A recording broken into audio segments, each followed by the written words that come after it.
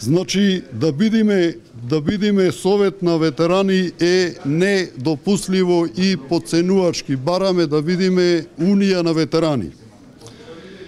Второ, од анализите направени од страна на Унијата на ветерани на ВМРО-ДПМНЕ на овој собир, состојбата во партијата во ВМРО-ДПМНЕ е многу тешка и ние како тело не гледаме дека актуелното раководство со нивните одлуки може да ја надмине таквата состојба. Затоа бараме председателот Никола Груевски веднаш да се повлече од функцијата председател на ВМРО-ДПМНЕ и воедно врз основа на статутот и подстатутарните акти на партијата да бидат распуштени и извршниот и централниот комитет на партијата.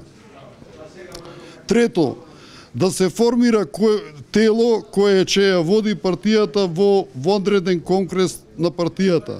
Четврто, врз основа на досега докажаната лојалност, како и вложениот труд, Унијата на ветерани на ВМРО-ДПМНЕ нема да дозволи разнебитување и ситнење на партијата и ќе представува кохезиона сила која активно ќе работи на сплотување на сите кои статутарно и идеолошки припаѓаат на нашата партија ВМРО-ДПМНЕ.